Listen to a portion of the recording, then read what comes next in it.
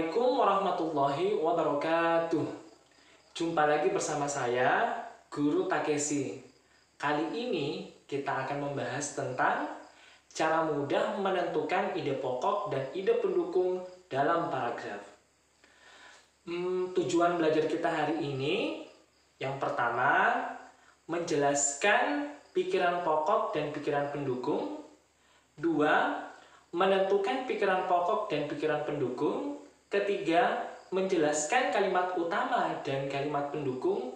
Dan yang keempat, menentukan kalimat utama dan pendukung. Sebelum kita bahas lebih jauh, kita jawab dulu pertanyaan ini ya. Apa sih itu pikiran pokok dan pikiran pendukung? Ya, pikiran pokok terdiri dari dua kata, pikiran dan pokok. Pikiran sama dengan gagasan, sama dengan ide. Ketiga kata itu sinonim, artinya ketiga kata itu memiliki arti yang sama. Sedangkan pokok itu sama dengan utama. Kedua kata itu memiliki arti yang sama. Jadi pikiran pokok, gagasan pokok, ide pokok, pikiran utama, gagasan utama, dan ide utama, semua istilah itu memiliki makna dan arti yang sama. Pikiran pokok adalah pikiran atau ide yang menjadi pembahasan utama dalam suatu paragraf.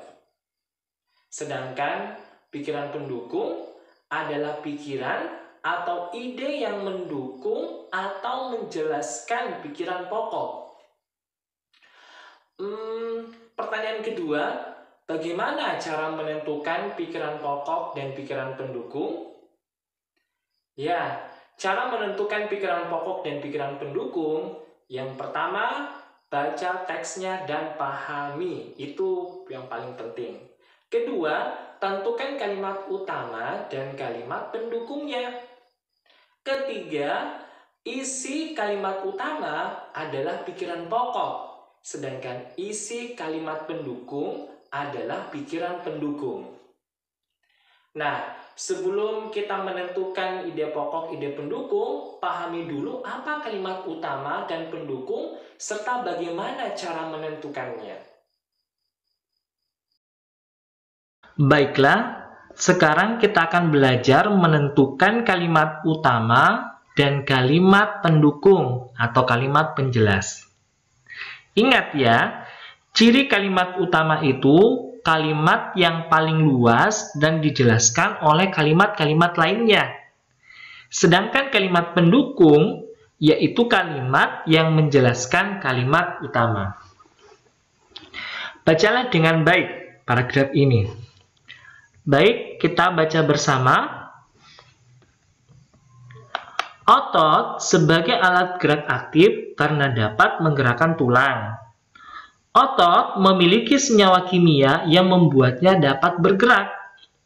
Pada saat otot yang menempel pada tulang bergerak, otot tersebut akan membuat tulang bergerak. Biasanya kalau kita hanya membaca sekali, kita belum paham. Kita ulang lagi bacanya. Kita maknai satu persatu kalimatnya ya.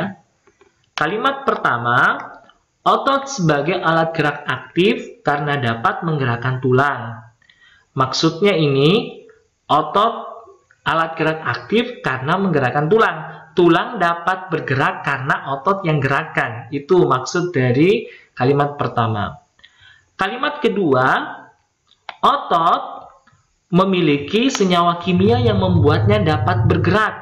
Nah, ini menjelaskan kalimat pertama, bahwa otot itu bergerak karena memiliki senyawa kimia.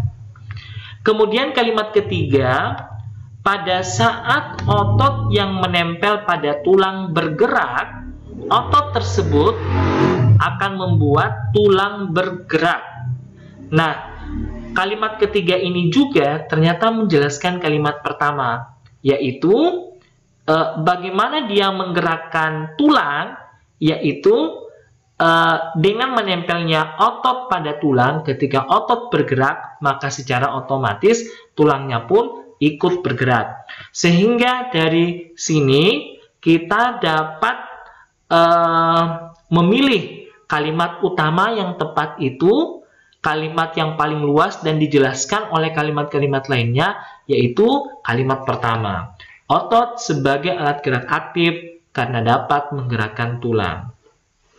Sementara kalimat kedua dan ketiga itu kalimat pendukung atau kalimat penjelas yang menjelaskan kalimat utama yang pada poin pertama. Nah, selanjutnya kita mencoba belajar menentukan pikiran pokok dan pikiran pendukung dari kalimat utama yang sudah kita tentukan tadi. Nah, perhatikan semua kalimat utama yang di kalimat pertama tadi, kalimat pendukung otot memiliki senyawa kimia yang kalimat kedua tadi, dan kalimat pendukung lainnya itu yang kalimat ketiga tadi. Nah, perlu dipahami lagi, pikiran pokok adalah isinya kalimat utama. Ya, isi dari kalimat utama. Sehingga kita bisa merumuskan pikiran pokoknya, yaitu alat gerak aktif dalam tubuh kita berupa otot karena dapat menggerakkan tulang. Perhatikan, meskipun redaksinya berbeda, tapi maknanya tetap sama karena memang pikiran pokok itu adalah isi dari kalimat utama.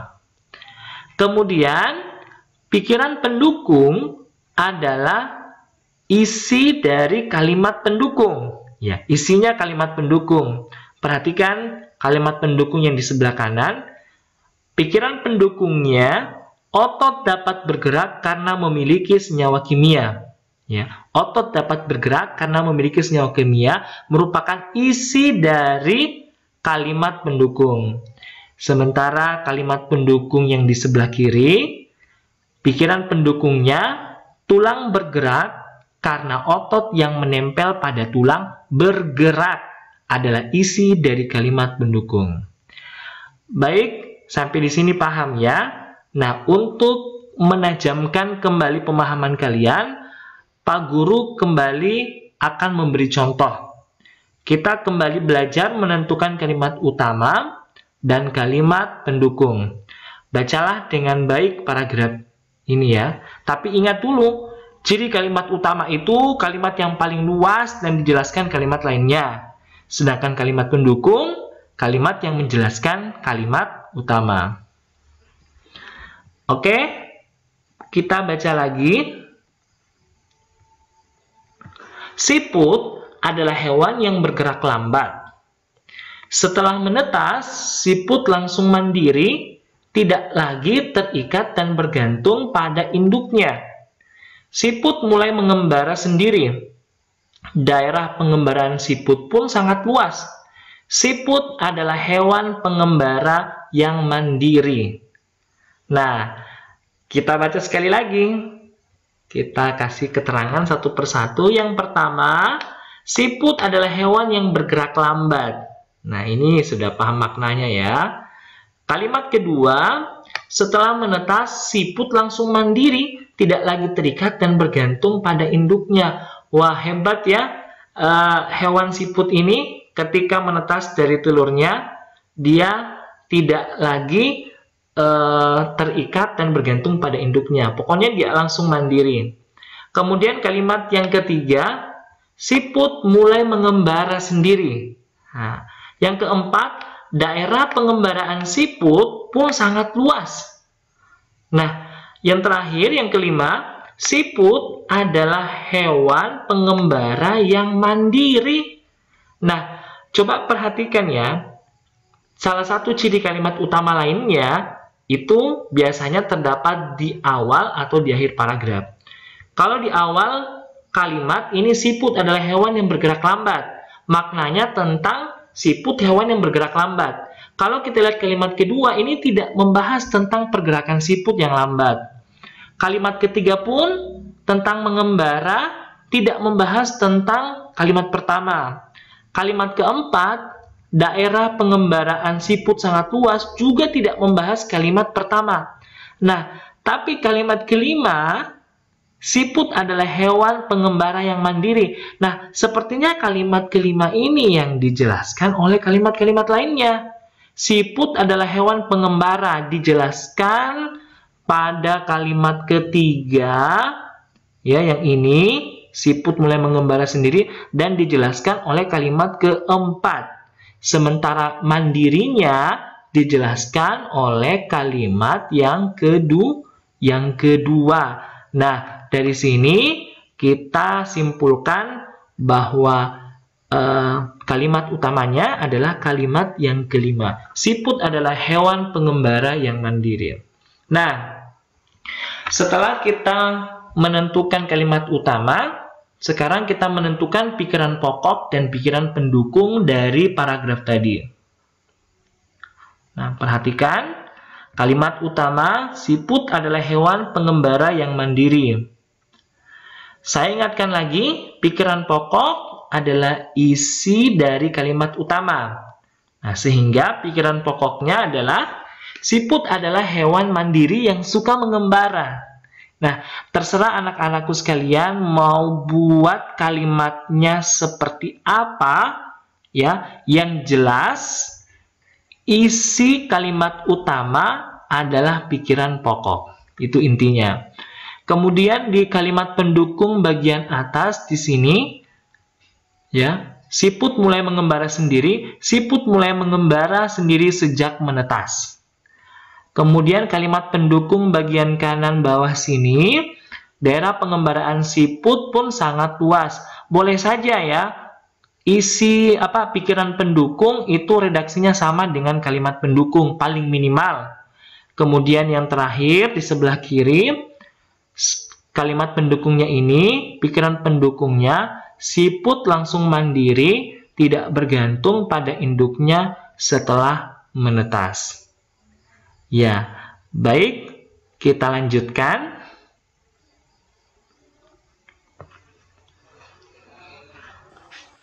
Baik, sebelum kita akhiri, ingat poin-poin penting ini ya. Yang pertama, harus pahami makna dari apa yang kalian baca. Yang kedua, isi kalimat utama adalah pikiran pokok. Sedangkan isi dari kalimat pendukung adalah pikiran pendukung. Yang ketiga, kalimat utama dan pendukung harus sesuai dengan redaksi yang tertera dalam paragraf. Tidak boleh diubah. Sedangkan pikiran pokok dan pendukung boleh diubah dan dikembangkan asalkan tetap bersesuaian dengan makna kalimat utama. Minimal pikiran pokok dan pendukung sama dengan kalimat utama dan pendukung. Demikian dari kami. Sampai jumpa dan terima kasih. Assalamualaikum warahmatullahi wabarakatuh.